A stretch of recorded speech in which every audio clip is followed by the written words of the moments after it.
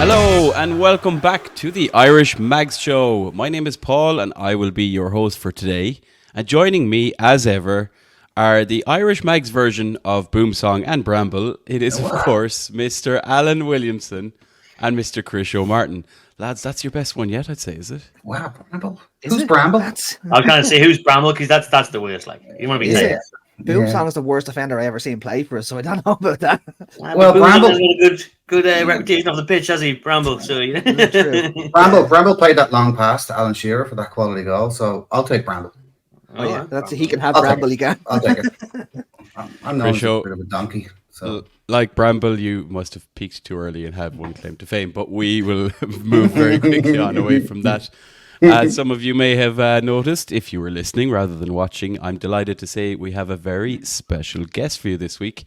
And in a recent breakout news, the man is drinking a pint of Guinness this evening, especially for the occasion. And it looks well poured, if we may say so ourselves. A man who, to date, has amassed over 32,000 subscribers on YouTube, 41,000 followers on Instagram, 10,000 followers on X, Twitter, or Twix, as Alan likes to call it sometimes on this show. And most recently, winner of the Silver Award for Best Club Content Creator at the Football Content Awards, or the FCAs, as some of you may know them. It is, of course, Mr. Matty Renton from the Magpie Channel TV. Welcome in, Matty, for your Irish Mags Show debut. It's gotten off to a good start with a well-poured pint of Guinness. It has. I thought I'd make myself at home. Do you know what I mean? I've got to get involved with the culture and that. So, well, to be fair, this is my drink now. You know what I mean? This is my drink. I drink it more than beer now, to be fair. So, Guinness is where it's at for me, like on a match day. So, why not have it now with you, like? Absolutely. Yeah, and I think, like, we'll get to it. Obviously, I was there at the weekend as well, which I may have mentioned it a few times, lads. But no, I think, I've been to the UK many times. The Guinness in Newcastle definitely is better than Guinness in a lot of other places in the UK. Yeah, so let's just throw it out there. Irish fan-centric, that's a good point. Yeah. And it's consumed well over there, which definitely helps the flow of the drink as well. So, lads, we have a whole pile of content to get through this week. We're all smiles around here after the weekend again. We do like when we record the show after a win around here. It makes us feel all fuzzy inside.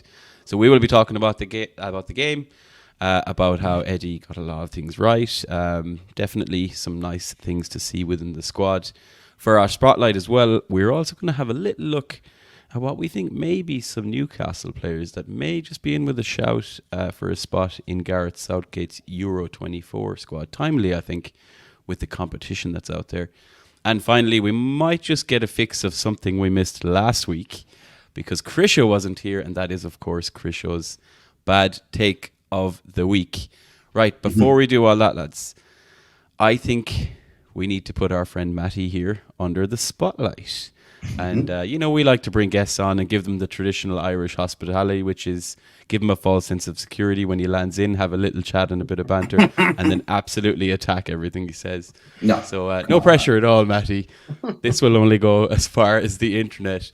But we'd love to start. I guess, Matty, look, a lot of our listeners, a lot of our Irish mags will know who you are, will have seen your channel, of course, and all of your excellent content. But for anyone who doesn't know, sometimes you might say we don't need to ask a local lad for his Newcastle origins, but maybe if you could tell us like your earliest Newcastle United memory, and I guess where all that love for the tune began, because we've all got different stories at the end of the day. It just began really from being in Newcastle and getting it forced upon you, really, wasn't it? Like at Christmas time, on birthdays, getting given kits. So I'm thankful I did get one. I wouldn't want to be a glory sheet of getting given a Man United kit for Christmas or anything like that. Do you know what I mean? Obviously, I might have had a less traumatic upbringing, but for me, that's where the passion lies. Do you know what I mean? And being able to go to my local team and watch Newcastle all my life has been, I was going to say unbelievable. It's obviously a lot more lows and highs, really, but you wouldn't really change it, would you? Even though the bad times, you wouldn't really change it. So it's what's in the blood in it for me. And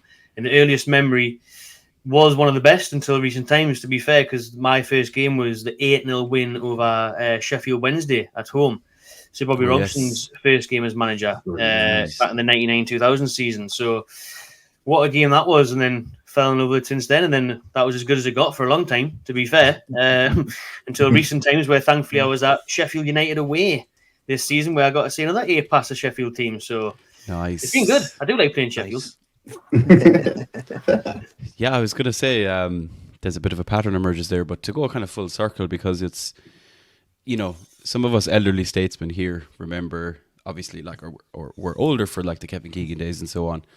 Definitely saw some lower days, let's say, when we moved on, and particularly like under Ruth Hullett and all of that. You've obviously come in, or not come in, Matty, but like your age, where you're unfortunately younger than a lot of us, including me. Unfortunate for me, not you. It was that Bobby Robson era. So like for you guys, for that age group who that was your main experience, obviously it was a lot of a much different emotion to what preceded. To be, like you said, that character building pain that we have all come to know and love, I guess. But it's almost like it's come full circle as that takeover's happened, as the Eddie Howe era has kicked off. That 8-0 win probably makes kind of feel like, yeah, here we are back again, which is nice to see. Considering let's say we're looking at probably the last 25 years, we'd love to hear who would be, if they're the same or different, your favourite / best player for you, for your Newcastle history, let's say. Sometimes they're one and the same. If you're Crisho, he tends to talk about Jeff Hendrick far too much on this podcast. I wanted to mention. Take off your bingo card, folks. Crisho has got in a Jeff Hendrick reference again. So assuming it's not Jeff Hendrick, Matty, can you tell us who would be your favourite and/or best player of Newcastle in all time? It's gonna be so cliche in it, but you can't look past Alan Shearer for me. It's favourite and best. By a country mile, obviously record goal scorer, but everything he did for us, because where we would have been without him is just a scary thought, to be fair. And how many goals he scored for, at times, a struggling team, carrying us on his back, really, through Champions Leagues and unfortunately the finals where we fell at the last turn. But he's immense. He's a Geordie and he ticks all the boxes, doesn't he? By far the best player for me. Obviously, you could look at maybe your Biazzi's, people talk about him, and Gaza for the short time that he was with us. Unfortunately, now he moved on to Spurs and that. Favourite though, well, tricking a little wild card there. Growing up, I used to absolutely love Laurent Robert. I used to love Robert's left foot, that rocket left foot. Used to love him, the long sleeve shirt and everything. Copied his style on the playground. You know what I mean? And I used to love Robert growing up. So he's a little wild card there. We're gonna have to ask you to raise your hands there, Matty. Are we long sleeve tonight or are we short sleeve? No, short sleeve tonight. But with these ones, to be fair. These 90s ones, they're about long sleeve. They're 3/4, to be fair. So touch and go like. But I'm a big fan of long sleeves, and thankfully Adidas come back this summer. They'll be bringing out long sleeve kits again, so I'm looking forward to that. To be honest with you, because as you'll know, since you visited the Toon, it's always absolutely freezing. It's actually it's funny you mentioned it. I was sitting there in the game on Saturday, and it was obviously freezing. And I noticed all of the Wolves players, I don't really think a lot of it was long sleeve kits, but they all had the thermals on underneath. Mm-hmm. But no Newcastle players did. Like, you could see the bare arms. I don't know if this is like a Jason Tyndall, like, take off that thermal, instructions. That's because half of them were probably Joy. That's right. Your Dan Burns, Longstaff, Smileys and all that. You know what I mean? They've probably engulfed that in the training ground and not wear long sleeves. But I think when Adidas comes in, because Castore don't make long sleeve shirts, so that might be a reason as well. Like. Yeah, it's just interesting you don't even see the thermals as well, but it makes them look tough, and we like to think we're a tough team as well. No sleeves, and you have to down a pint of brown ale and or Guinness as a rite of passage. Love it. Excellent. So, Matty, we spoke about kind of that progression or that cycle, and we've all seen the tough times, and we try not to dwell on them too much, but it has obviously shaped the journey we've come to now. Thinking about like how things have progressed over the last couple of years, and obviously Matty will have seen a lot of it on your channel, and we'll come to Amanda Stavely in a moment. But like, if we go back to when the takeover went through, and obviously you were in the middle of that, and then how things have progressed since, both in terms of the club ownership and of course with Eddie Howe at the helm, maybe we just love to hear your perspective of like what is probably the last 2.5 years, I guess, is where we are, if my timeline is right. Maybe if you could just take us through that. How do you think things have gone, and in terms of where we are now then in that stage in our progress? The only way it could have gone better for me is if we had have won that Carabao Cup last year, to be honest with you. Obviously getting through the Champions League would have been nice, but group of death, now what you can do about that. So for me, it's gone near perfect, really. I know the league position at the minute isn't the best, but it's not the worst. I think people have been way too reactionary this season, to be fair, and have been spoiled. I think Eddie Howe has kind of been the master of his own downfall this year, in a sense of where you overachieved last year for me, getting top 4. We weren't a Champions League team. We're still not. For me, when you look at what squad depth requires it, even though we give it one hell of a go, and we should have got through. It wasn't for the ref in Paris. But overall, over those couple of years in Eddie Howe, it's been remarkable, man. Like everyone thought we were going to get relegated. You're going to be the richest club in the Championship and all that. Comfortably stayed up, and then to get top 4 in a cup final the following season. Thing of dreams, man. Thing of dreams. And then this year, to still be in a chance of getting 6th, for me, 6 is still very achievable. 4 points off Manchester United at the moment. To get 6, and if it wasn't for the bastard FA Cup draw, we could have been going to Wembley again for the semi-final. Do you know what I mean? You never know. You never know. Magic the Cup. Still can. Might still do it, but it's very, very unlikely. But, you know, we may still do it. So to be in the position we're in, all said and done, the Tonali ban and all the injury crisis and everything, I think Eddie Howe, the job he's done has been phenomenal, to be honest with you. And it's been an unbelievable rise. Now, where do you think we'd be, Matty, if we had the full squad? Just because it's good for a lot on the group, on the chat. Like, where do you think we really would be if we had everybody? Honestly, I think we'd be challenging Villa in 4th and 5th. For me, I think we'd be in and around Villa and Spurs again. I think the top 3 are too good. You know, that title race at the minute's exhilarating, and the 3 very good sides. And I think 4th is up for grabs. 4th, I think next season, hopefully, obviously, we'll have a good summer. You know, 4th is very much a battle between Newcastle, Man United, Spurs. I think Villa might fall off a little bit, to be fair. Especially if they do get Champions League, they could have a similar season to us, and they're linked to maybe selling some of their star players. You know, Watkins might have to leave. Arsenal one team, points deduction could be on the horizon type of thing. So, honestly, mate, yeah, I think we'd be pushing 4th and 5th again, which would have seen us Champions League again. Yeah, absolutely. Yeah, I was saying the same myself, 3rd or 4th or whatever.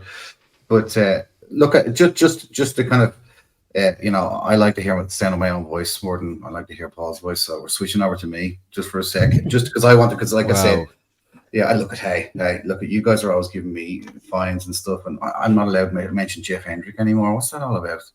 It's the second time. Oh, come on. I mean, he was texting me earlier, like saying, please mention me. Nobody mentions me anymore. But look, I when I met you, it was like, to be honest with you, I watched so many of your videos when we met the last time. I was kind of a bit starstruck. Not to blow smoke up your arse, Matty, but I was kind of like, oh, wow, it's that guy from the YouTube that I watch every day, pretty much. Because it's the only thing that gets me through lunchtime at work. I'm like, oh, thank God, I'm going to listen to somebody about Newcastle that I actually like listening to.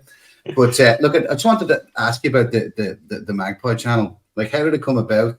And like, how's it gone? And what does the future hold? Because I know that like you started it. What's the name of the guy? Sorry, Matty, that used to do it with a couple of years ago. He sometimes pops on with you. Keg?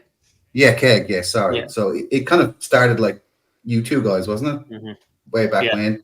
Yeah. But like, so like, how long has it been going there for? It's been going for about like a good 6 years now. Well, we lost the first channel, so we had the original channel, which was the Magpie channel. Now it's the Magpie Channel TV. Me and actually a lad called Billy. Me and him set it up in a pub in town, and we balls it up really how we set it up. He was in charge of it, so it's all Billy's fault, to be fair. Like, so he was because I was just like, I'm just gonna do I'll just be in front of the camera, you be behind it, you do all the editing and all that, and something messed up with like the Gmail, so we could never monetize the channel. So we reached like nearly 10,000 subscribers, but we couldn't make a penny. So you just thought, well, that's daft. You know, I mean, if it gets to a point where it is making more than a couple of £100 or whatever, then we're going to be kicking ourselves. So there's no point in continuing to grow this when it's stuck. So I had to start from scratch again, and then Billy ended up moving away. He's back now, but he moved down Manchester. So that's when Keg came on board, and Keg became the cameraman and co-host with me, and the fan cams and all that, and then we started the new channel from scratch and built it back up again. When did it really jump? Matty? Like, I mean, to have like 32,000 subscribers, like, was there a start of 2 seasons ago, or when the takeover happened, or before it? It was. So I was. It was. I've only been doing it. Like I said, it's been going 6 years, but it was never consistent. Do you know what I mean? I was never really. I was still putting out probably weekly videos, but it wasn't much focus on it entirely because loads of other stuff was going on. I was working full time, and then I was studying, and then I still went down and did a master's after COVID in Southampton. So I could never really devote all my time to it. And then I got to the point where it was predominantly fan cams. That's how it started, as a fan TV. And now we don't do as many of them. But we'll have done them this season for the Champions League games, and we'll do them towards the end of the season when there's more of a like end in sight in where we can finish and stuff. And to be honest, like Paul said, you've seen how crap the weather's been. Imagine standing outside doing a fan cam after Wolves. Like, no one wants to stop. To be fair, everyone wants to get in the pub, and I don't want to stand there and get soaked and get ill again. So, I'd rather come home in a nice warm house and talk about the match then. So, the fan cam stuff kind of is there still, which is the origin of the channel, but now it's more so daily videos from me, pretty much, talking about Newcastle United news, my opinions on the game and everything. And that's how it's grew, really. Consistency, I would say, is very key. Right. Keeping at it, keep going and sticking to a plan where you know what you're putting out and you are uploading and you're taking it seriously, because then that's when you reach a level of monetization for me, when you're getting those viewers and you're getting those uploads right and there's interaction, Well, like Witcher, like you interviewed Alan Shearer, you interviewed Amanda Staveley. I mean, we all know that there's rumors of Sky Sports coming looking for you, Matty. But it's kind of like how is that? Like, how is it around Newcastle and stuff? And like, how is the experience of, like, first of all, like interviewing your hero essentially, and then interviewing a part owner of the club? Like, I mean, it must be quite a big thing. Like, how do you even get around Newcastle? People must spot you everywhere. It's mad. Yeah, it's mad, mate. Now it does feel weird. Like, cause like a couple of years ago, it was the odd person but now it's everywhere. It's literally like my lads will be laughing about it all the time, because we're going shopping. I mean, we'll go Aldi and there'll be a couple of people stop you, and whatever, everywhere we go, and we'll be driving and people will be beeping at us and that. But it's always sound. Do you know what I mean? I've never had a bad interaction really. Everyone's always been proper spot on. Really nice, like, friendly. Can you go out for pints like at the weekend in I can, you can? I can, but just be knowing that you're going to get stopped and you're going to get people wanting pictures or piss people in your ear talking about the game and stuff. But it's all good, man. Do you know what I mean? It's all good, because if they didn't follow me, if they didn't watch the videos, then I wouldn't be able to do what I did really. So I didn't mind having a bit of crap with people, But it is mad now. Like, it's quite a big market, with Adam and Rubes, and it's great the way you have some of the guys and you share each other on each other's channels. That's really cool. Like, even though you're essentially fighting over subscribers as such, or trying to get subscribers and that, but it's really nice to see, like nice to see that community within Newcastle. So I'll tell you, I actually watch them all, but if there was a first preference, not again, no smoke blowing, but it would be yourself, because it seems like it's not to say that the other lads aren't, but yours is a real professional one. But like, I think the way you do it really gets across very well. So it is kind of like watching like a regionalized Sky Sports kind of coverage, because you get at it. Like, that's kind of the goal now, to be fair, in a sense. Like, when we first started, it was just swearing all the time. It was a bit raw, a bit too raw. Do you know what I mean? People liked it because we used to do the podcast in the Strawberry, and it was very much like just going to the Strawberry after the game and having a pint. But it was probably a bit too raw. And I remember, like, my family, like my mum and dad, and that would be like, "Oh, we can't watch that. Like, you're going too mad. Like, you're going too mad. You're swearing all the time." But now they actually do watch it, because it probably does look better. Do you know what I mean? It sounds better. And I did, like I said, I went and did a broadcasting journalism masters, and I think that honestly helped a lot. Obviously, I'm close with Keith from Sky, and I then got a freelance reporter gig with Sky, so I did sign a contract with them to do freelance reporter work and stuff. But I mean, unfortunately, the jobs up here, they're few and far between, really, because Keith gets them all, because there's not that many of them. We'll have to push Keith off that. We just need Keith just to retire or something. That'd be nice, you know what I mean? Go on holiday or something. Go back up to Scotland. I'm ready to take his job. Like, I'm ready for it, to be honest. You're standing right beside him, going, hello, we're here live. But look, I'll hand you over to Al. Al's got a couple of listener questions for you, Matty. Thanks very much. So basically, we've only got two for you, so don't be worrying about that. So a couple of the same kind of questions. I'll start with this one, though. What do you think of Howe's refusal to make changes now up until the 62nd minute of games, or if he makes one at all? I think it was frustrating, especially during the December period when there were so many games, and obviously the one that you look at is Lewis Hall, isn't it? When you just think, with this injury crisis, how on earth can't we give this that? How bad must he be if he kind of get into that midfield, because he played there for Chelsea, if he kind of get at left back when Dan Burn was getting crucified every week?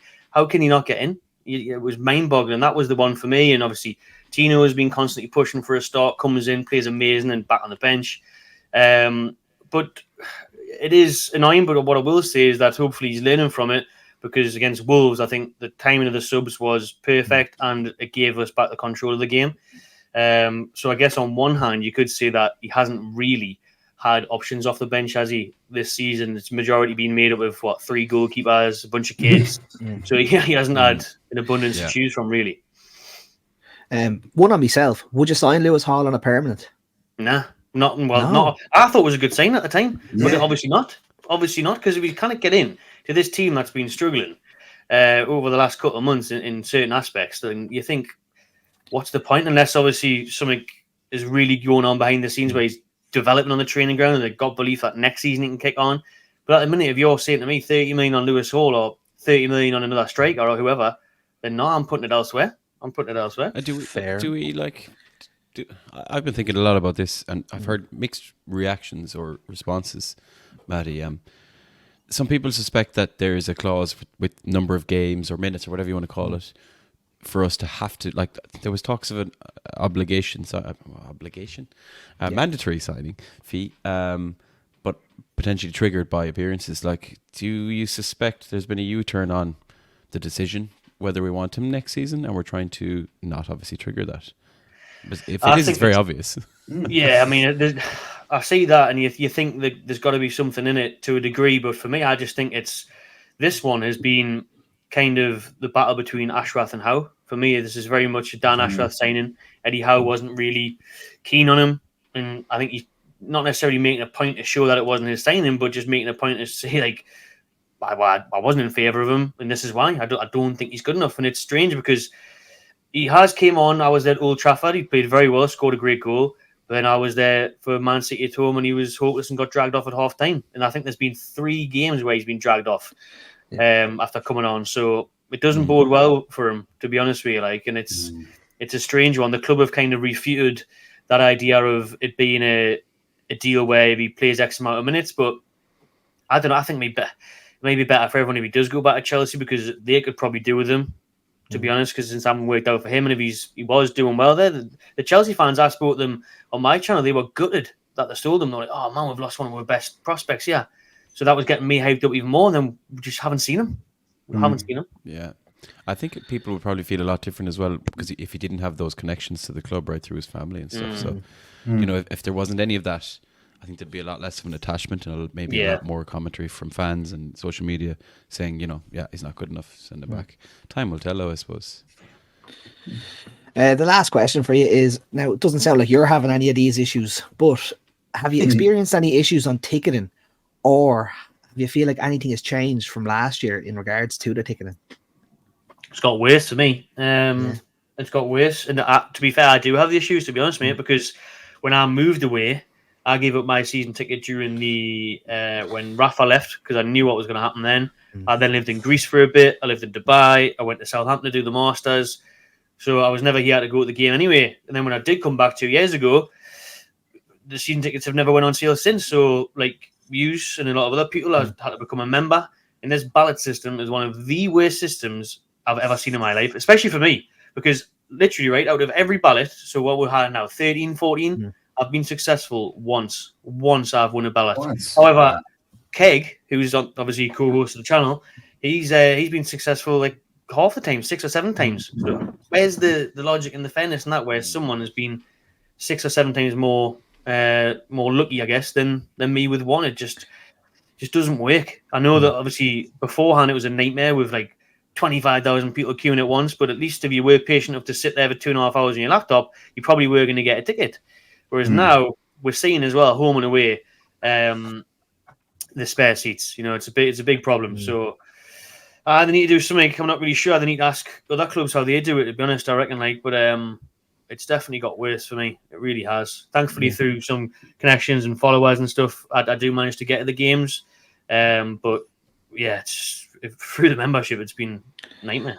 Well, just on that point, like, my little brother's an Arsenal fan, and he is a Red member, which is a Gunner membership, like goes, and they have had the exact same problem this year as we have, that they've just made an absolute hames of it, and nobody can get tickets, and everyone's going mad. And Arsenal are basically going around saying, well, what's everyone else doing? And everyone else seems to be going, well, what's everyone else doing? Nobody seems to be able to get the ticketing right, but it's the $1 million question. How can you solve an unsolvable problem, really? Exactly. Yeah. When the supply is outweighing the demand's outweighing the supply, sorry, like, what can you do? Do you know what I mean? That's it. Build a new Adidas arena with 150,000 capacity or Exactly. something. There we go. Sorted.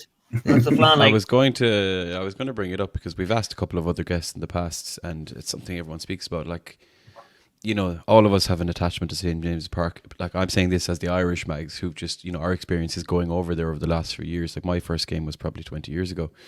But at the same time, a lot of, you know, international fans might say, well, the more tickets available, the better it is for us because we have to book flights and hotels and all that. But obviously, as a more local fan, Matty, like, it's been in the news again this week, talking about stadium, different rumours going around. Extension seems to be really, really challenging, even though maybe we're still early in the discussions, or they're still early in the discussions. I don't think I was there. Is it, you know, is it a common, like, is it 100%, you know, St. James's Park or nothing for a lot of the more local fans, I guess, and even in your own opinion? I think now it's starting to become a bit more split than when it was first suggested. Because when I first did a video on it, like a year or so ago, everyone was like, nah, no way, gotta stay at St. James's Park, you know, traditions there, everything else.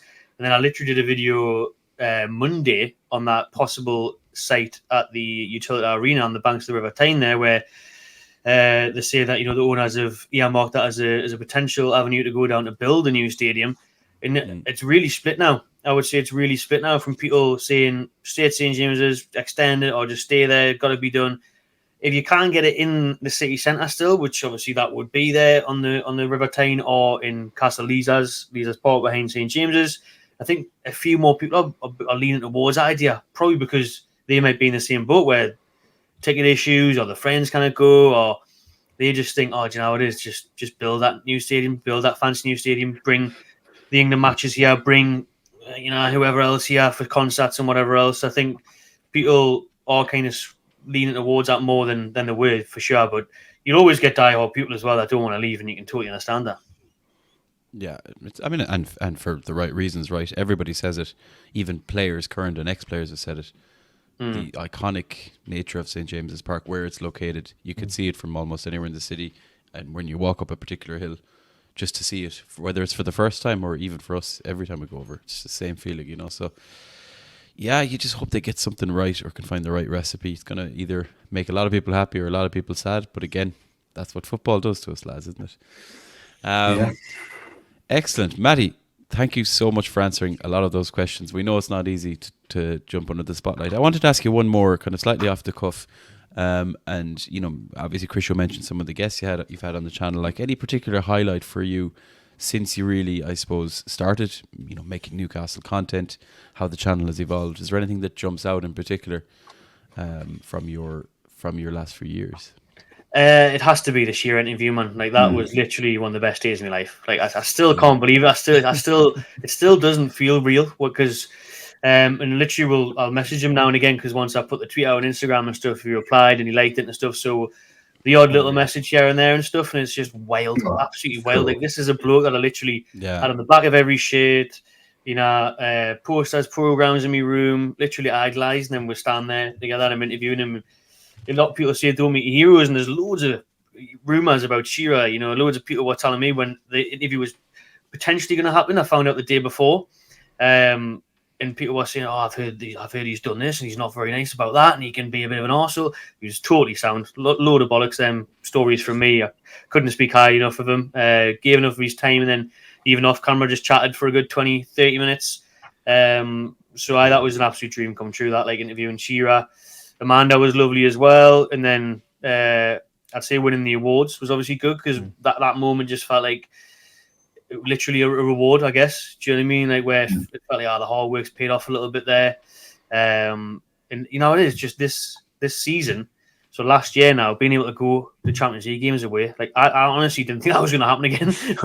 I thought I'd be about 65 and we might have fluked it. You know what I mean? Like, I never thought in this day and age that I would be going to Champions League games. I mean, I was down at Preston in the Championship a few years ago, and then there I am at PSG away. It was just surreal as well.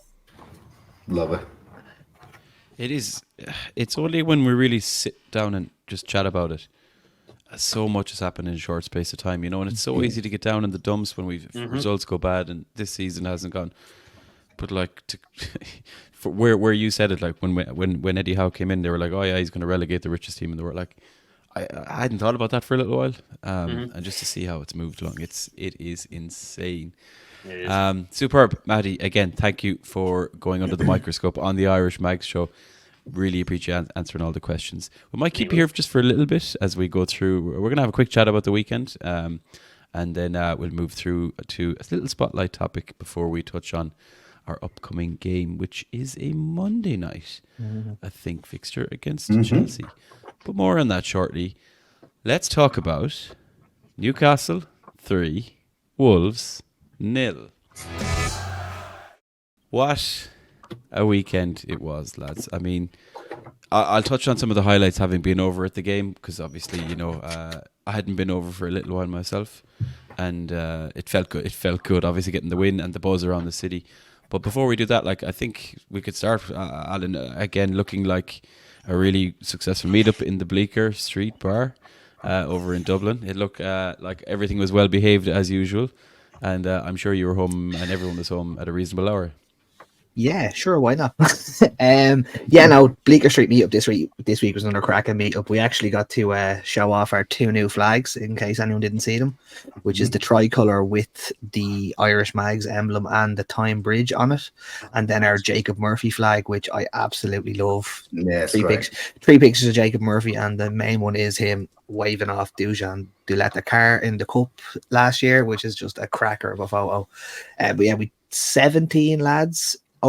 Lads and lasses, I should say. We had a couple of better halves in with us this week. We also had, I have to give a shout out to the mother-in-law who came in for her birthday. So yes. So my better half and her mother showed up because she asked me, "What are you doing the weekend?" I was like, "Newcastle are playing. You know what I'm doing." She's like, "Right, we'll come into you then." Alan, they heard about the discount points, didn't they? That's exactly it. They're like, discount points. Let's go. Yeah. You're not, Irish Mags got a discount point.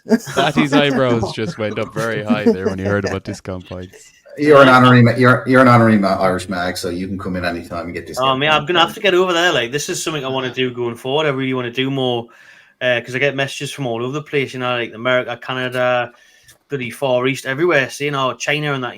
If you're ever over here, they've got a place to stay and all that. Come to this bar, like class. I mean, the issue is the flight money. Do you know what I mean?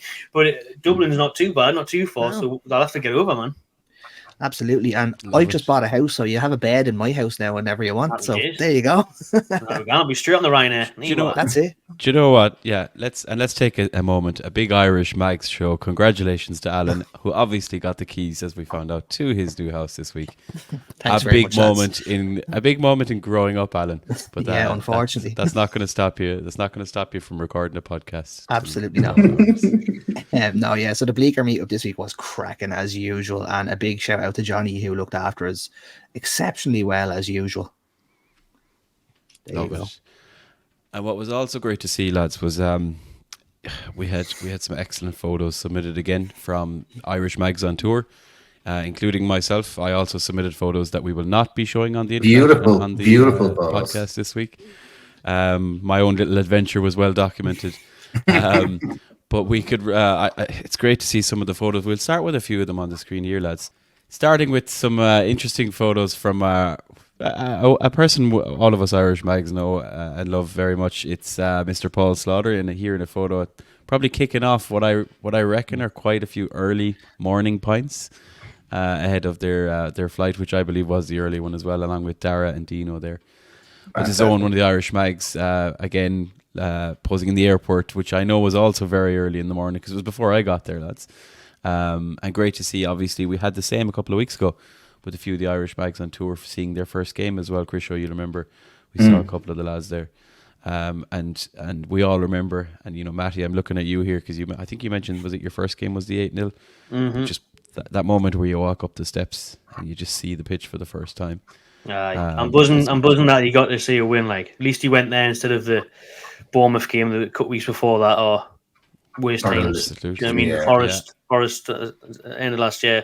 So at least you got to see a good performance and 3 points. Absolutely. Fair play. This is the one. This was me making it just about to the airport, but I had a flight delay, so it ended up okay. First drink. This is with the two Johns. Yeah, the first drink genuinely was the first drink. I won't give you what time it was, but I'd been up for quite some time, having to get on a very early bus from Galway with the two Johns and Connor there.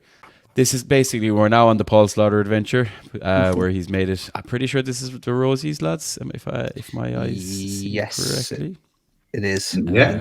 Yeah, it is. And Alan, I'm sure you probably know some of the lads in the photo as well. Alan, what you seen as the chief community correspondent? Vinny, the guy on the left there is one of our newest members. He actually got dragged by Paul. He was walking down the road from the airport, and Paul just grabbed him and was like, "Come on, here you go. There you go. You're going to sit with these lads now." So it's Vinny, and I do not know the guy on the right of Paul, but that's not to say that I haven't met him 15 times and I'm just useless. So apologize if I have met you. I'm very sorry. Drink sensibly, kids. What else do we have, lads? A couple of photos submitted of, we always like to see the different seats that some of the Irish mags get when they go over. So there's a really good view of obviously one of the displays that was put on, Brothers in Arms, which is really cool. I think we had a couple of those submitted into the group. I think this was one of Paul's photos. A previous one I think was Patrick. That was one of Paul's photos. Obviously, as we've seen in the past, getting that more aerial view, which is always nice. And then again, I think this was one of Patrick's photos of the team just before kickoff, and it just got better from there, lads. And we're going to come to the goals in a minute, but this is one of my favorite photos of the weekend, which was Dara and his mother. And I mean, it just kind of sums it up. I met Dara actually the day of the game, the day after. We had a great time, but they had an even better time. So just on that photo, that is Dara's mom's very first game, and she is the reason that Dara is a Newcastle fan. So that when he sent that photo into our group, I was chuffed. He just looks so happy there, and I absolutely love it because he had planned all season to get her over. He got his 2 tickets out of the ballot, and he didn't tell her, which is even cooler. He just kind of went, "Come on, we're going to the airport," and that's the end of it. And they went to the match. She had a great time. He had an absolutely unbelievable time, and I absolutely loved that photo. Yeah, it's brilliant, and it's really nice because I think we also saw a photo a couple of pods back where one of the lads had brought his dad for the first time in like 20 years for his first game in 20 years. So great to see for the Irish mags. One of yours truly you had to throw in there. It's the closest I got to meeting anybody remotely connected to the club was a painting of Sandro Tonali down in the alley of the Old George. But we'll take what we get, lads. And I actually really like this photo. I think it came in from David. This was submitted into the WhatsApp group, and one of the lads basically said, "Is that Dan Byrne in the middle?" Just because he's a bit taller than the rest. But also love the kit with all the signatures as well. So yeah, lads, again, some really great photos. I bumped into Freddie from the London Mags. And this is also Joe from the Newcastle United Supporters Trust. So I actually bumped into them. And unexpectedly had a very quick point in the Trent, literally just before the game. So I almost got hijacked. I was walking along the street and I heard someone call my name. And Matty was saying like sometimes you get recognised. I thought someone recognised me from the show, but it wasn't. It was Freddie, who we had on the show like a month ago. So. It's good enough, though. It's good enough.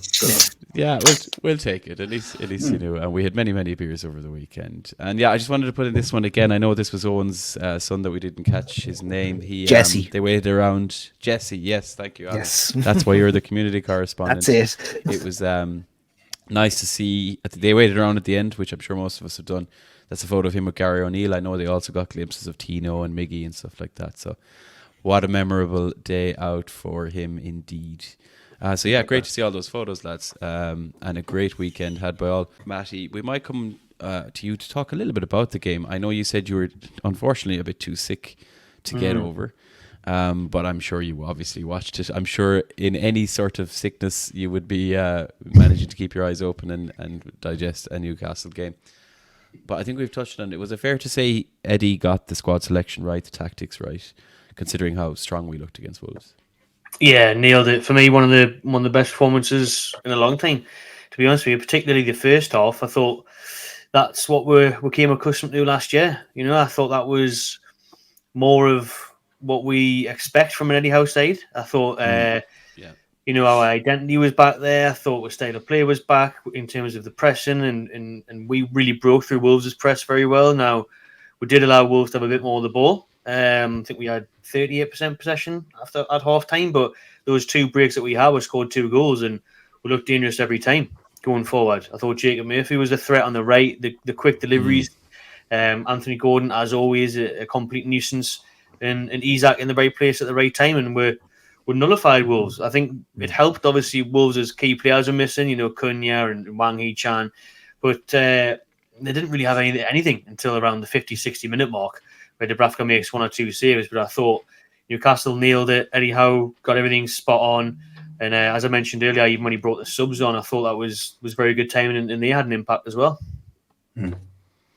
Yeah, definitely. I mean, it did feel like we have a lot of players coming back, but it did just feel like there was a bit more depth there and a bit more fitness and sharpness there. Like, I remember going back to the very first game against Villa when we were bringing on, was it Wilson? I think we brought on Barnes, maybe even Willock, and it was just like, if this is what it's going to be like to bring on these players in games, not only a nightmare for the team you're playing against if you're winning, but also like we could turn games around with those players.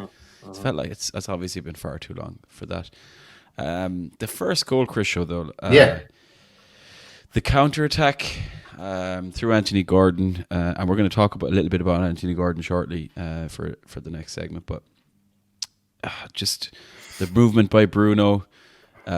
Obviously there was a block and maybe a bit of fortune, and then look, Isak was in the right place at the right time, which is what I'll cling on to head that ball into the net. But what were your thoughts on that first goal? Yeah. Do you remember the Bruno's goal against Leicester City in the last minute, where the commentator on the NUFC TV went, Bruno? That very much was like that, where it clipped, fell to Isak, and he just nodded it in. I don't think Bruno's shot was going in, but like you were saying just there a second ago, Matty, this is the kind of explosive Newcastle that we're used to. This kind of, if we get within 25 or 20 yards of the opponent's goal, we might at least get a shot off, make the goalkeeper work, or score. That's what was last season. And then we had a brick wall at the back. So, we were always going to either draw or win. And then when we lost, it was because, something unlucky happened or something. But this was the very first time in a real long time, even though Wolves did have quite a high proportion of the game, passing it around it, like you said, Matty, they didn't really do much.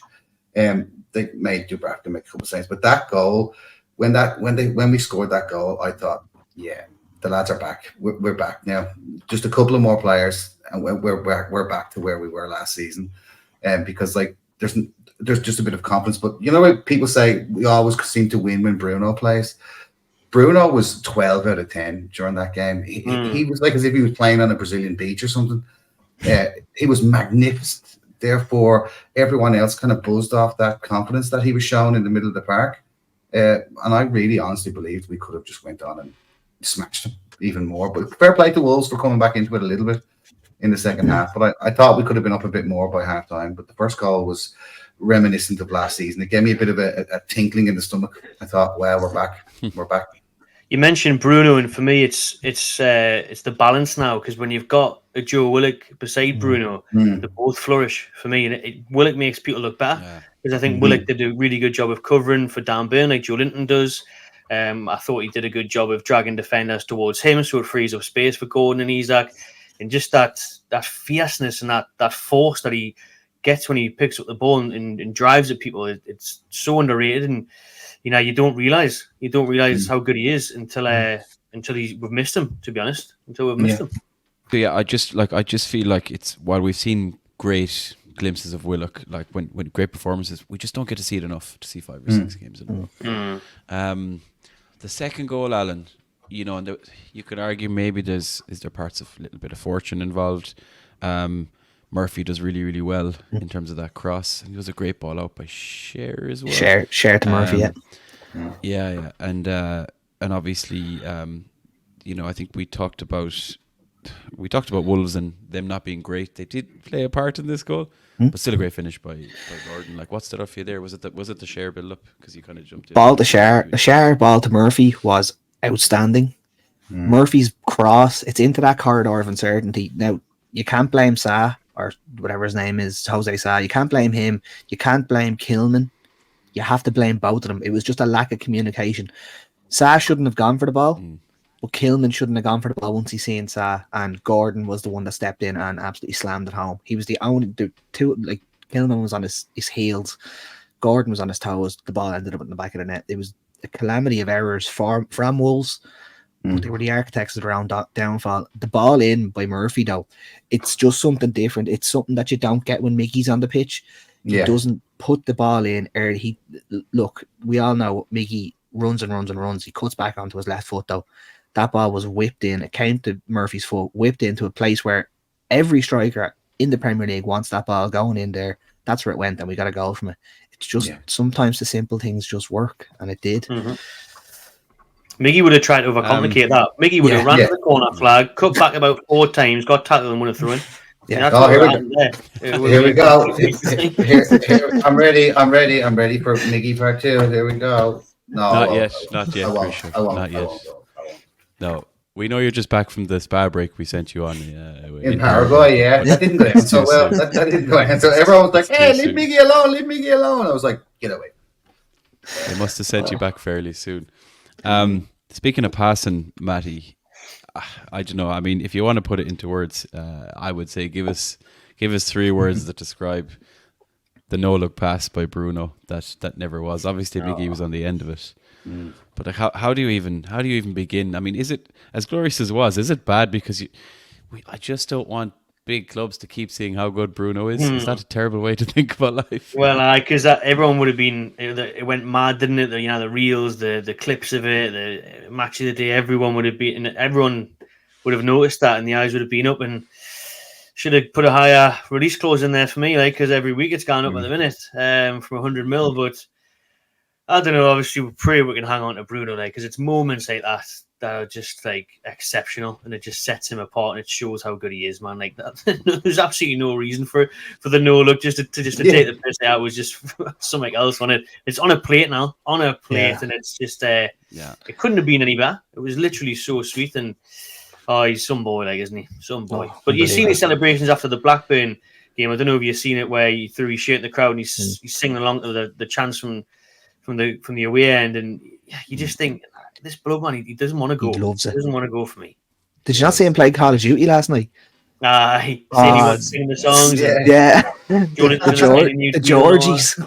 I think he'll be here for at least another year. Hopefully at least 2. And then you never know. I think he will. I don't think he'll be here forever. It's very hard. You get that in the modern day, but you can get another couple of years out of him, and hopefully get back to Wembley in that time, or Champions League again, Europe, go far in a competition. And if Real Madrid come up, it's going to be hard to see it. No, I think probably Real Madrid is probably, not that maybe it wouldn't be written into the contract, but that would be where he'd be. Okay, if Real Madrid come, I'll go, but I don't think he'd go to anywhere else. No, I don't think he'd be that asked about going to PSG, which might sound a bit mad, but at the same time, Mbappe is leaving.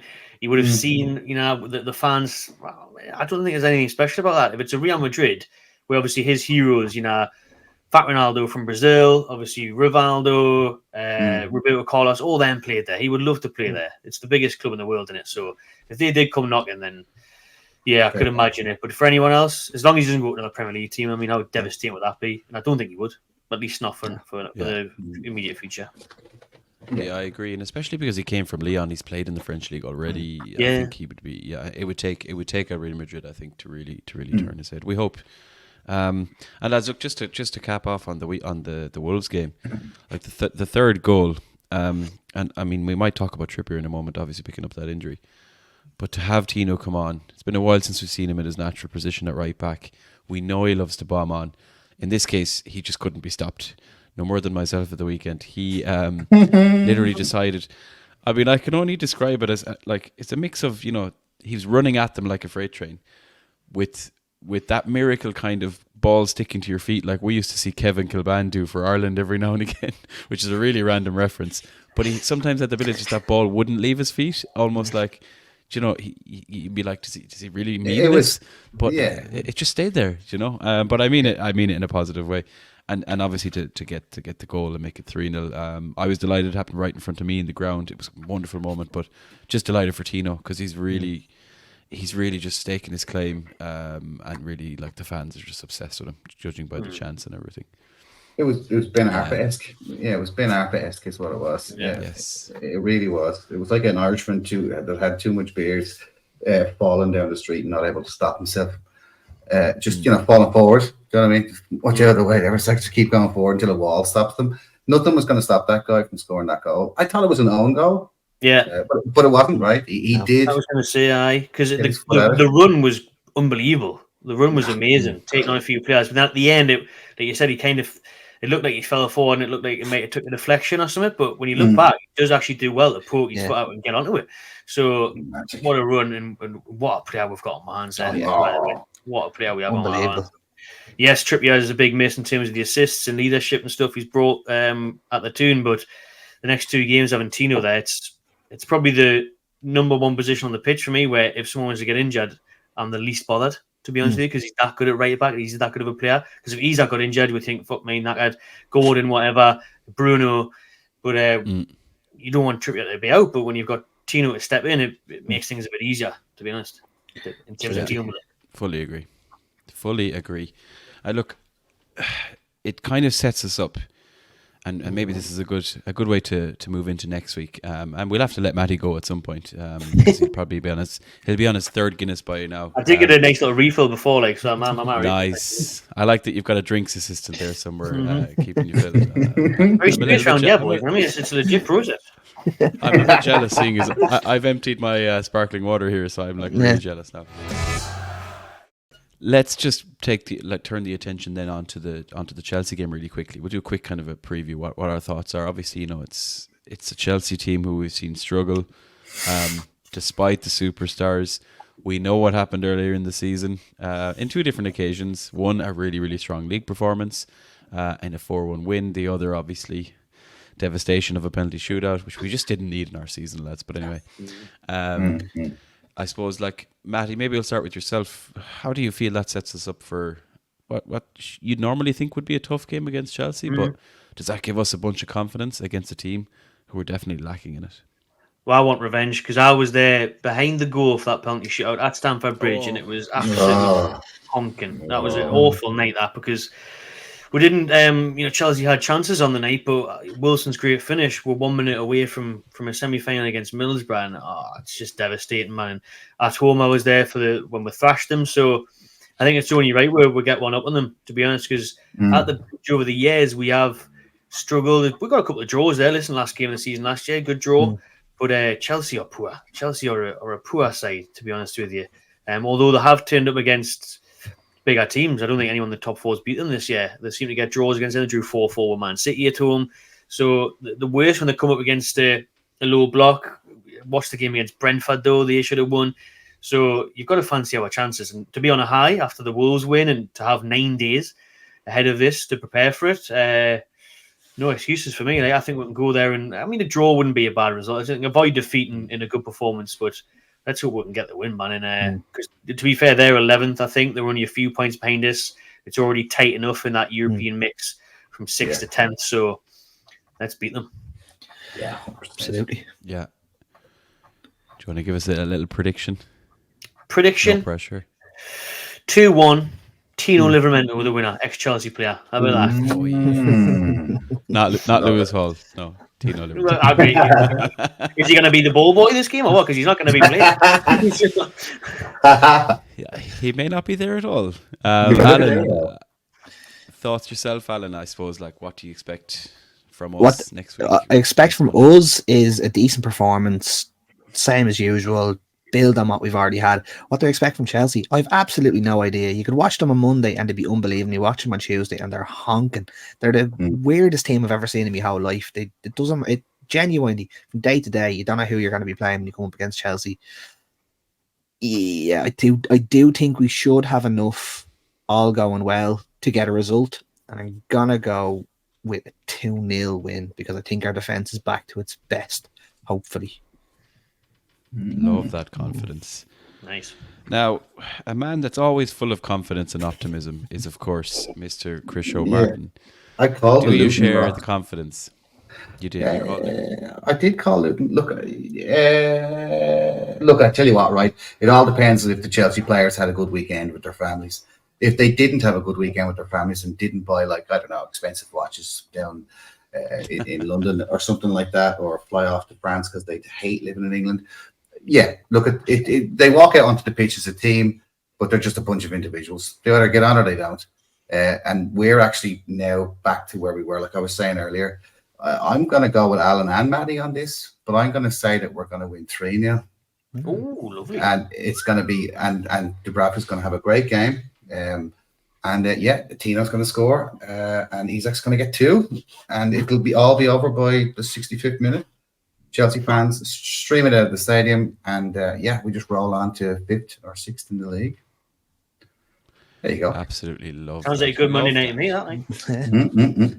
Absolutely. As Mondays go, yeah. I mean, I think the one thing I'm taking away, because we spoke about it, I think it was last week, where I felt like we just didn't look confident as a team for quite a few games. Mm-hmm. Maybe, that 3, not only did we go into that Wolves game a lot more confident than I've seen us go, but obviously coming out of it. So as I've mentioned, I just feel like that plays such a big part of who we are walking onto a pitch and travelling down, obviously, to see Chelsea. So yeah, I'd be confident of a win. I think Matty could be onto something, though. Like, I don't think it'll be massively comfortable because, again, we still have a few skeletons in the closet.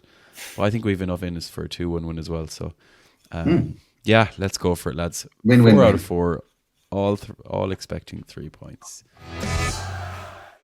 Nice one, lads. So, before we wrap up and get Chrisio's bad take, I just want to quickly touch on one little spotlight for our listeners, which I think is quite topical. It's not that long until the Euros, and obviously what triggered this in my mind was Trippier picking up that injury. And, overall, lads, even though we've said, and it's a strange one, where we say right back is the position we're most confident in terms of backup with Tino Livramento. Trippier's arguably been our best player, probably alongside Bruno. I mean, anyone who plays FBL, it's the dream. But obviously, the reality of it is he's topping assist charts left, right, and centre. How fast he got there in terms of his, racking up those stats, and just such a key player for us in terms of leadership and, of course, what he brings. So it made me start thinking, does that put him at risk for the Euros? Now, hopefully, the injury isn't that long. We know that right back has a lot of competition, so I thought we might have a chat about specific to the England squad, which our Irish Mags listeners will love. But I promise you, it'll be worth it, lads. In terms of like Newcastle players who were in with a shout of making the Euro squad, I thought we might run through maybe kind of four probably obvious options, and then maybe 1 or 2 little surprises. So the first one on the list, seeing as I've mentioned it, would be Trippier. And Matty, we'll maybe start with you for Kieran Trippier in terms of, do you see him being a kind of a certified for the 20, is it 23 or 25, 6? I can never remember the way these tournaments evolve. But in terms of making the squad or making the plane, and then of course, getting some game time under Gareth Southgate, how do you feel Kieran Trippier's chances look? Very good. Definitely will make the plane and probably will start, I'd imagine. You know what Southgate's like, absolutely loves his favourites, loves his old pals. So you'd imagine it'd be Trippier and Maguire as part of the defence, because he just doesn't come away from it, does it? Yeah. Does he, Southgate? He doesn't come away from it. And to be fair, listen, he's had a great season. Like you said, he had that stumble towards the end of the year, the Chelsea away game, the cup we've mentioned, Spurs, Everton. It was a horrible month or so for him, but since then, he's really sorted himself out, and especially obviously going forward with the assists and that. So what he offers England, that you still need people like him and Al in the squad for me, because yes, all the attention's on Bellingham and Foden, and they're just 2 kids though, really. Foden a little bit older, but especially Bellingham, obviously very young. You need people like Trippier. I think in and around that camp for the month or so of the Euros, Trippier's mentality, leadership, and experience is going to be pivotal. Him and Harry Kane towards your Fodens, your Sakas, your Bellinghams, your Declan Rices, who are very early 20s, very early in their career still, really influential. So yeah, you'll definitely be on the plane at least, and probably be playing most games, I'd imagine. True. And Alan, you're nodding there a lot. I wanted to ask, I agree with everything Matty said, but there's a little part of me that can't get away from Trippier at left back. This isn't really even just an England thing. It has been in my mind from a Newcastle perspective, but that may be some Tino Livramento bias. That's exactly it. I can see him going to the Euros and playing left back, because I'm fairly sure Shaw's out of the Euros now already. Not entirely sure, but there's no other left backs that can do what Trippier does. Like his delivery hasn't been up to scratch this season in my eyes, as well as he can deliver a ball. But like that goal he scored against Croatia for England was one of the best free kicks you'll ever see. So he's destined to go on that plane. Like, and that's the end of it. His last one as well, isn't it? It'll be his bow. Yeah. It'll be his bow out, won't it? Really, he's not going to make 26 in America. You wouldn't have thought, because he'd be 35, 36 by then. So last big hurrah for him. Very fair point, and I think he's earned it. Ultimately, he's earned it, right? And there's a lot. They say there's a lot of good right backs, but there's not many of them that are doing what he's doing. Chris Shaw, a player that might be in a bit more trouble or less certainty would be probably Nick Pope, and naturally the injury comes into play here, because if you there was a lot of question marks. I had big question marks when there was an England squad, and even though Pope was fit, he wasn't named, which to me is just baffling. And this is at a point where we had whatever the most clean sheets or the most home clean sheets. Our defensive record wasn't where it was now. The obvious thing is, since he's left, we don't have the same record in place. Krisha, would you think that the injury impacts his place? Yes. Considering Southgate clearly wasn't leaning towards him in the first place. It could be anybody managing the England team. The actual Pope has a better chance of getting on the plane than Nick Pope. Nick Pope's not going. He's going to use his good arm to wave the airplane off. He's not going anywhere. And if I was the manager of Newcastle, I wouldn't let him go to the Euros. I'd let him train over the summer, rehabilitate over the summer, practice his kicking with his Pinocchio legs. Maybe just stop coming out and trying to head the ball like a central defender. So on, so on, so on. There's so many things. But no, he's not going anywhere near the England team, or he's going to be watching it on telly with his missus. Absolutely, Matty. Not. Would you agree with that, Matty? Obviously, from the English perspective, right? Like, would you looking at? Yes, you'll have a bit of bias as a Newcastle fan, but hopefully less than we will, because Irish versus English, etc. Would you think that's accurate in terms of what Chris was saying? I hope he's right, and that he does get to stay over Newcastle over the summer and recover. But to be honest, he's only a few weeks away now, so he should be back probably April. So he could have a good 4 or 5 weeks of the remainder of the season to stake his claim on that plane. And when you look at it, there's not many other keepers better than him that are English, in my eyes. In Southgate's eyes, Chris is right. He didn't get picked for one of the squads where you think, how the hell's that? He's going to pick Pickford, and then after that, you think, well, what, Ramsdale, who has played just as much as Pope, no Pope's been injured. Who else is there? Sam Johnstone. Do you know what I mean? There's not many other people really. So when you call upon it, you should probably still make that plane as at least a third choice for me. I hope he doesn't. It'd be nice just to have him a summer off and get back to his best. Really, like. Yeah.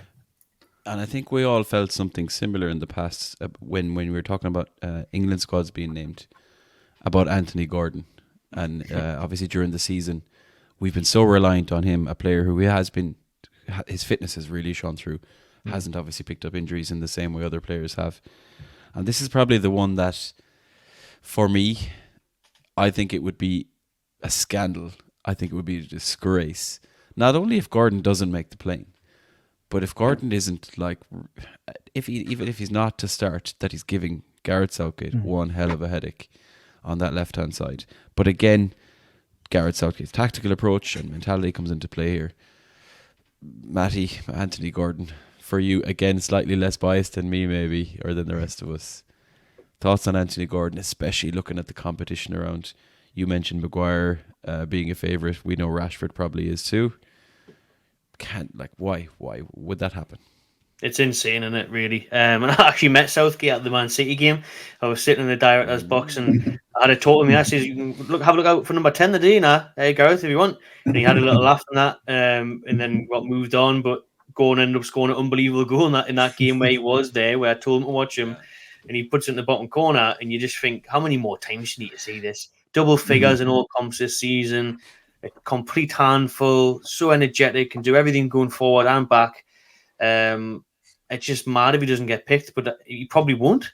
I've got a funny feeling, to be fair. Obviously, tomorrow, Thursday, the internationals, the squad gets announced for the friendlies against Brazil and Belgium in a couple of weeks' time. So maybe he might make that. I hope he does. And that's a chance for him to show something against two top opposition. But it's just insane if Gareth Southgate doesn't pick Anthony Gordon. Absolutely insane.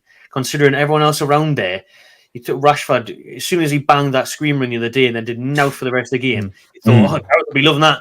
That's Southgate's choice proven. Do you know what I mean? That's him wrapped up. And you just think, just picking players like Rashford, who's had a dreadful season. Man United fans, majority of them are saying, he needs to move on this summer. It's the best for everyone if he does. Southgate will probably end up picking Cole Palmer or something instead of Gordon, and who has had a good season, but he's fell off lately. He's had a bad few games. So for Gordon not to be in there, it'll be absurd, man. Absolutely mental. Agreed. For sure. I suspect that if that does happen, that would be the worst take of the year, is Southgate not bringing Anthony Gordon, or not picking Anthony Gordon. But again, just like with Pope, screw England. Sorry, Matty. Let them go off to the tournament and get knocked out in the group stage, and then we can all have a good laugh about it in Dublin or Ireland. Sorry, and then Gordon can stay as well and get fit and be ready for the real team that we actually all support, and go forward with that. But yeah, Gordon definitely has to go. He definitely has to go. 100%. It would be scandalous if he didn't. Scandalous. From a selfish point of view, though, it is true. Though, as a Newcastle fan, I want Gordon to be acknowledged and get that what he deserves. But at the same time, knowing our look, he'd gone play in the Euros against Italy or something and break his leg and be out for 9 months. So, do you know what I mean? From a selfish point of view, it's not bad that if he does stay, and he will get his chance, because hopefully Southgate, his contract runs out in the summer, doesn't renew, and then the new manager coming in will actually have a bit of fucking sense about him and pick the best players. So then we'll all enjoy him after that. Yeah, I think, if Anthony was listening, he'd be saying, I want to go. And for his own development, his own elevation, I think obviously it would do him wonders. We saw what he did for the 21s, right? He was outstanding for was it 20s or the 21s in that summer tournament? 21s, I think. Top goal scorer. Yeah. Right, Player of the tournament, he was unreal. Exactly. Last player on the list, lads, and this is another one with probably a bigger question mark on it for me, more so because of competition, is Callum Wilson. So we know Southgate is a fan of Callum Wilson. We know he was in the previous squad for the last major tournament. He came on, he didn't score, but his injuries are a problem, 100%. But the competition has also grown a lot fiercer around him. Like, I see a lot of you shaking your heads, Alan. Doesn't look good for Wilson when you look at it. It's not happening. Tony's ahead of him. Watkins is ahead of him. Kane's ahead of him. He is probably 5th choice for England at the minute as a striker. Gordon has more chance. Yeah, Gordon has more chance going as a striker than Wilson has going as a striker. It's just not happening. I genuinely think he will play 60 more minutes as a Newcastle player before he's sold. Yeah. Wow. That's the end of him.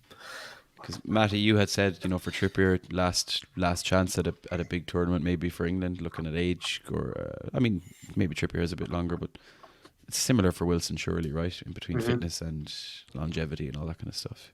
So would you? Wilson's unlucky that the injuries came. That's ruled him out for the whole season, because if he had carried on the way he was in terms of just taking over, getting a goal here and there, he probably would have been on the plane, because Southgate does like him, and he's not a bad option to have when you've got Kane and Watkins and that, where you can afford to only bring on Wilson for 10-15 minutes. It's fine. But for now, he's not going to go. We'll be lucky to see him again this season in black and white or ever, to be honest. So I don't think he'll make the play in this year. It's a tough one, lads. So we're probably leaning towards Trippier and Gordon as being the most likely, I suppose, to be seen in that England squad come the summer, at least on the plane. We might revisit this in a few weeks' time to look at other players in the squad for obviously other nations. Sadly, not Ireland, but we don't need to go into that. Jeff Hendrick. And no Jeff Hendrick either. I'll give you one though. I'll give you one more that you haven't mentioned there, Paul. Wildcard. A few wildcard special from 2006. This time, another youngster, Louis Miley. Whoa. Louis Miley. What a season I like he's this. had. What a player he is. We know it's not going to happen because it's Southgate. He doesn't like anyone from Newcastle. But, just to put it out there of how good he's been, maybe take on the plane. It cannot be ignored how good he's been in the Champions League and the Premier League. And his breakthrough season, he's been phenomenal. So another manager might have looked at him, but I think Southgate will stick to a fucking 40-year-old Henderson instead, who's getting stoned every week. And I actually, but for me, you'd rather pick a Miley. Then again, all the Man United fans are ranting and raving over Kobe Mainoo, and because he plays for Man United, he's more likely to go. Yeah, it's a tough one. Like, even the same with Calvin Phillips. He loves Calvin Phillips. He's had a bad start even after We've getting dodged his a bullet move, there, so- mind. Stinking, Terrible he with is. Sam. Stinking. Yeah. I mean, even, Tino, like a lot of injured right backs out there this season. Reece he James finishes is probably strong. out of the picture. Yeah, if you can get a game, but after 2 games, Trippier will probably back. He'll be back on the bench. Even if he scored a hat trick, he'd be back on the bench. So probably got any chance. Time will surely tell, and we shall see, obviously, in the coming weeks how it all shapes up. But good to talk about it, lads, and especially with Gordon. I think, he deserves all the plaudits. And as I said, it would be scandalous if we don't see Gordon going on that plane. Which links us into bad take of the week. Yeah. And my favourite time of the week. Back after a gap next week. I'm a little bit scared because he's got paper in his hand. So, Krisho, let's see how our bad take of the week is. Right. And Matty, maybe strap in, but we hope we won't keep you here too long. Right. Look at that. I 2 weeks ago, I nearly got I got a text message from Miguel and Miron's wife saying, like, how dare I talk about her son? I was like, geez, I'm only on a podcast. I was only messing. But look, when I went to Paraguay, I got a lot of hassle. They were like, well, why were you talking about our Miggy? Miggy's played more games than Kieran Trippier at international level. And he does have a right foot. He walks on it. And I was like, oh, okay, great. Well, thanks very much. I just want to take a few photos and leave. But look, listen, here's what I got. And here's what I've looked at over the last couple of weeks. And it's been, probably since October. Oh, God. Okay. Sean Longstaff is going to get sold. He's the first player to be sold in the summertime. And he is the weak link in the Newcastle United team overall. I've looked through some of the reports, some of the reviews in newspapers, some of the stuff through our own community. And Sean Longstaff is the worst rated player since the start of the season of everybody who's played for Newcastle. And he has to go. He has no place in the side anymore. Once you have Tonali, Willock, Joelinton, Bruno, Miley, Longstaff doesn't have a place anymore. And he might have to head to Toronto like his brother. And I'm sure they'd love hanging out with each other again. I love the guy, yeah. Don't get me wrong. Again, this is my bad take of the week, but it's from a collation of what's just the word going around. Look, I don't think he's going to want to sit on the bench next season and play in the Carabao Cup. I don't think he wants to sign for Gruff McGee down in Everton at all and listen to him go on about rah, rah, rah. Nobody wants to listen to that. But look, at Longstaff is the weak link. Longstaff has been the weak link throughout the whole season. You can blame it on injuries, blame it on everything, but his last couple of performances, and some people might say, well, it's an untrained eye, it's just fans talking crap. He's been very poor, and the average rating for him since the start of the season is 3.4 out of 10, which is pretty shocking for Krisho pulling out the Premier League football player. Yeah, the L'Equipe kind of rating scheme, because they're quite harsh. Matty, because Alan and I, we have the privilege of getting the Krisho's take of the week every week, so we're gonna allow you to chime in here. In terms of being sold, like, I think weak link ratings, that's one thing. Do you think Longstaff has no place in the team for a local lad, midfielder, good engine? Sorry to say, stays fit. I absolutely love that segment, by the way. Very well done. Very nice. I may have to get you on the Magpie channel with that. I really enjoy that. It was I actually agreed with a lot of it. I really did. I don't want to slander any one players, especially one that's a local lad. But I've been seeing him for a while. I just don't think he's really good enough for where we want to be. I don't mind him as a squad player. I don't mind him to come in for cup games or stuff like that. But after a takeover and going into the 24-25 season, we can't be starting Sean Longstaff anymore, and we won't. Like Krisho said there, when Tonali's back, Bruno, Willock, Miley, obviously we're linked with that Edison from Atalanta. I think we definitely will sign a more defensive-minded midfielder in the summer. So he's literally going to be about 7th choice at this rate. And to be fair, will he want to be that far down the pecking order? When, to be honest, he could play for another Premier League team, just about, I think. I don't think many, honestly, I didn't want to take the piss out of him, but I don't think many teams would take Sean Longstaff. Honestly, I don't. Especially in the top half, no chance. No. I think you'd be looking around. You mentioned Everton. I think Everton were linked with them in January a couple of years ago. I think you could end up with Everton. Let's do a swap deal and a bit of money for Onana, something like that. I think we'd get. I could really see Sean Longstaff playing for Sean Dyche at Everton, Goodison Park. Then Scousers get angry for him. It would be a good match. I think. I think I could see that. I could see it. And if you can get, obviously he's an academy player, so if you can get a decent fee for him, it would really help financial fair play. It would be 100. It would be 100% our money, wouldn't it? In FFP, because okay. I think the only thing in his favour, Alan, maybe you're going to chime in the same, is the fact that he's local. He, I think if he was to go elsewhere, I just don't think he would be even 80% of the same player with as much of the energy levels and that kind of stuff. I feel like that's why for me he still has a place or part to play, at least for another season or two. I think he's just more valuable to us than anyone else in the Premier League. So we, in an ideal world, we get 25 million for him. In the real world, no one will spend any more than 15 million on him, and that's just not justifiable. I'm cashing in on him because to replace him, you'll have to spend a hell of a lot more than 15 million. That's why I can see him staying for another couple of years.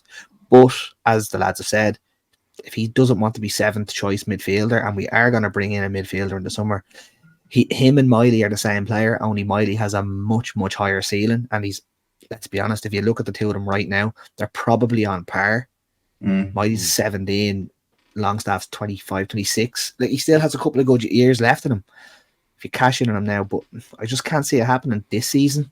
And I am a fan of Longstaff, but I'm a fan of Longstaff when he's not on the ball and when we're not on the ball. His off the ball pressure is running. That's the biggest part of his game. Now, it has dropped off a little bit. Now, I don't know what you've seen on Twitter or Twix or whatever the hell you want to call it. They're saying he's been playing for most of the season with an injury. I don't know how true that is, but he would be the type of player that would play through the pain for Newcastle because he is, as they know, like, he's a local lad, black and white through his veins. Like, it's a tough one. It's a tough one. Excellent stuff, lads. I mean, I'm just going to finish with one thing. When Miley turns 18, I'm really going to struggle because we've had all season is he's 17, he's 17, he's 17, he's 17. I'm going to have a meltdown when he turns 18. Lads, we've had Matty for a good while. He's been sinking cans of Guinness. I think we should better let him go back to his life. But I do want to actually say a huge thank you to Matty for joining us, giving his time. And as we've mentioned already, if any of our listeners aren't aware, it's Matty from the Magpie channel. Matty, in case any of our listeners don't somehow know, can you tell them where to find you and when? The Magpie Channel TV on YouTube, Magpie Channel on Instagram, Facebook, and Twix, as Alan calls it, like that one. And then daily uploads pretty much at this point. Loads going on YouTube, so make sure you head over there and subscribe. And it's been a pleasure, lads. Really enjoyed it. I'll have to get myself to, what was it called again? Bleecker Street Bar. Bleecker Street Bar. Discount Guinness. I'm there, mate. That's like, he is there. We'll organise that. We'll organise hopefully like a away game or something, Matty. You can come over either at the end of the season or start of next season or whatever, or even in the summertime. Just come over and we'll have the crack. We'll all meet up. Definitely sounds good to me. Chriso likes to throw regular Jeff Hendrick appreciation parties in the Bleecker Street Bar as well. I'm getting him on this podcast. I'm telling you, he's going to be a wonderful guest. Yeah, make it happen. Yeah, on that note, that brings this week's episode to an end. Folks, listeners, please, of course, get following. Check out Matty over in the Magpie channel. And, of course, smash a like and subscribe if you're watching this show on YouTube. And, of course, if you're listening over on Spotify or on Apple, drops a like, drops a rating. All the support is appreciated. We will be back for more Irish Magnus next week after what will hopefully be another big performance against Chelsea. So until then, thanks again, Matty. Thanks again to all of our listeners for listening this week. And thank you to Alan and Chriso, a.k.a. Boomsong/Bramble, in no particular order. Have a good weekend. Hoay the lads. Slán go fóill. And see you all next week. Say goodbye, lads. Slán, lads. Slán, lads. Slán, lads. See you later.